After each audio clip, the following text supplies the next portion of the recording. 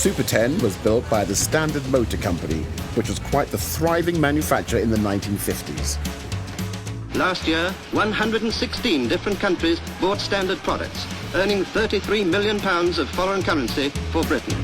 The Standard 10 was a basic car designed for no-frills motoring and was the big brother to the cheapest four-door saloons in the UK, the Standard 8. This example is still wearing most of its original blue paint and is proudly owned by Waterloo Classics member Tim Slade. It is, as you can see, nostalgic in the way of being a traditional old banger. It's rather rusty and not in the greatest of condition, but it keeps going, and so it's sort of my everyday car. I don't have to worry about it. Lives outdoors most of the time, but it always goes, it always starts, and you get a lot of reaction to it, certainly. Always positive, always. People just say, oh, I love your car, what is it, oh, can I buy it, what's it worth? And you say, well, nothing really, and they always look surprised. Tim? Hello, Colin. Time to see what Colin thinks. Right, thank you for bringing this car along today. Oh, it's a pleasure. I can't wait to get it in. What are we going to be looking at today? Oh, the headlights have stopped. Well, they work intermittently, which is French for hardly at all. It'll be easy enough. Is it just the headlights? It's just the headlights. Well, you could rebuild the whole car while I'm here, if you like. There are many things you could do to this car, but the headlights will do for today. Right, OK. Well, once it gets in, we'll get started. It'll only take a few minutes, I'm sure. Yeah. Well, not the way we work. We'll be on it for ages. Tim is also hoping to show his car off at the upcoming Patina show, if he can fix it today.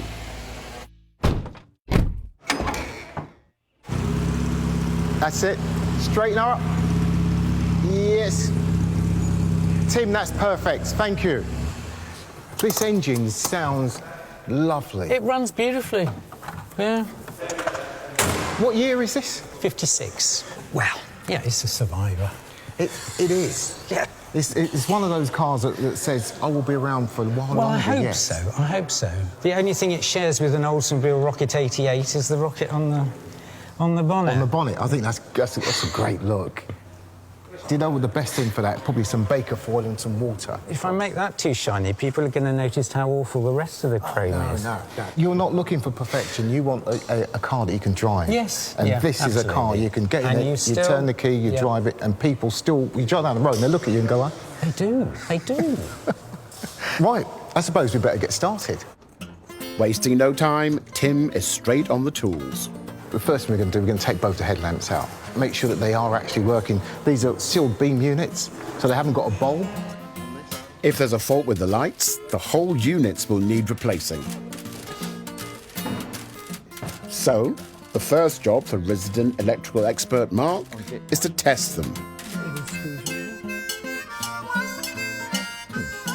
This is your dip beam,